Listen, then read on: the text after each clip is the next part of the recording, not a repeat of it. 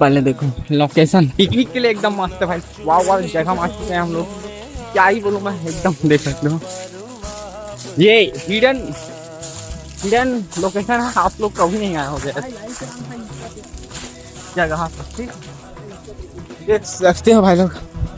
And यहाँ का लोग ऐसा है, आप देख सकते हो मेरे पीछे पीछे भी पानी के लिए भी फुल व्यवस्था है, और इधर आपको जाना है तो आप इधर जा सकते हो। ठीक है, इसको मैं नहीं पूछ पाऊंगा भाई, तो मैं इधर से चलता हूँ थोड़ा।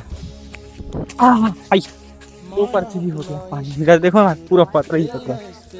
ये देख सकते हो, अभी ले चलता हूँ मैं आपको ऊपर की तरफ, इधर पहाड़ी है उधर दिखाते हैं। बने रहो मेरे ब्लॉग में। फिलहाल के लिए एकदम बैठा हूँ, देख रहे हो उधर सामने में एक चीज दिखाता हूँ आपको, ये क्या है देखो। तो दोस्तों यहाँ है छेनी का पेड़ जो कि सिर खिलाया जाता है, जो कि गर्मियों के दिन में अच्छा लगता है। Bye bye.